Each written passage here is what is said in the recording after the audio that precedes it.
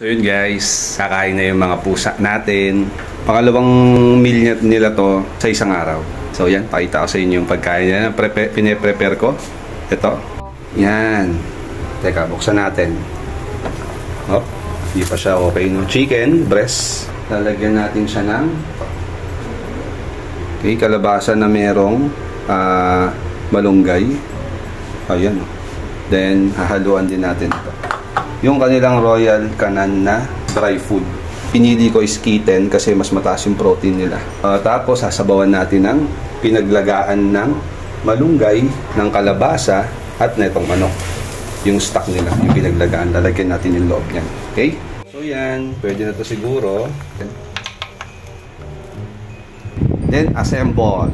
Yes. Okay, so habang inaantay nating lumamig yun, itong stock niya, pinagsabawan. Nalagyan natin yung yung kanilang dry food. Yan. Kasi, maa-absorb ng mga... Ito akin lang Hindi ko alam kung ginagawa ng iba. Para ma-absorb lang ng dry food niya yung yung katas. Kasi masustansya din yung katas nito yung pinagkatasan niya. Diba? Ayan. Lagyan natin.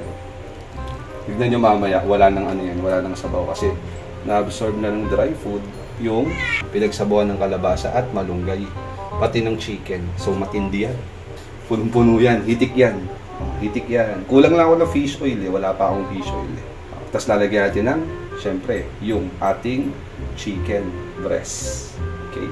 So, yan guys. Medyo na siya, no? Maano na. Pwede na itong himayin. Ihimay-himayin natin yan. Para syempre, yung matitira, kasi hindi naman lahat sila tulad ni Chelsea, medyo maselan sa pagkain, hindi agad-agad kinakain. Kung ginagawa, lalagay sa rep, then kinabukasan, init, papainitin, tapos session ulit. Ganun lang, everyday. Dapat may microwave tayo kaso wala pa tayong microwave para init-init na lang. Gagawa rin ako nun nung medyo mainit pa. Gagawa rin ako nun yung tutorial para sa susunod, mga naka-plastic na sila, naka-tupperware na sila, tapos oven na lang. Mas maganda yon. Hindi ko alam kung tipid to pero kasi kung pure Royal Canin, wala silang mga ganitong klaseng food, parang dry lagi, di okay. Tapos may fish oil pa dapat siya. So, wala pa tayong fish oil ngayon, di pa tayo nakabili, pero bibili ako nun. Ang patindi. Halo ko na to. So yan guys, natuyo na, no? Na-absorb na nung mga dry food yung niya, yung sabaw. Then, budburan na natin ng chicken. Para talagang solid yung niya, pagkain nila. Medyo nilakayan ko lang yung cut nung chicken kasi para may nginunguya sila.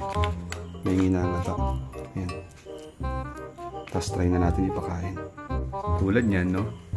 Tinitigan lang nila. Titigan lang nila. Kasi lang to. Ito kasi nag-i-hit to kaya medyo maarte sa pagkain. Okay, ngayon try naman natin kay Lunox. Lunox. Eat.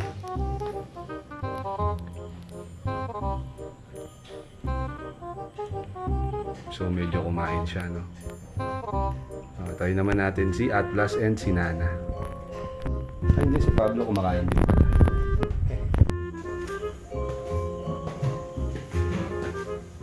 Atlas, Nana, Mami, pa-open. Hi, how are you? How are you? Eat.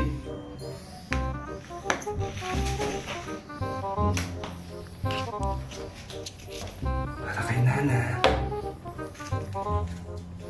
Grabe si Nana kumain. Laki kasi nito. Atlas, kumain ka. Uy. Kakain niya ng silite. Nako. Uy, siba. Grabe. Lalaki to ng gusto. Kala mo hindi babae. Ayaw, gusto lang niya maglaro, Gusto mo maglaro lang? Ha? So yun guys, nasayang yung pagod ko kay Lunox, tsaka kay Chelsea, tsaka kay Pablo, tsaka kay Atlas din. Paano ba naman kasi? Sabi ko kasi, huwag iwan ng ng pagkain dun sa loob para pagdating, gutom. naiwanan ng ano eh. Nasanay sila sa ganun eh. Pero okay lang. May store natin sa fridge. Then bukas, papakain natin ulit yun.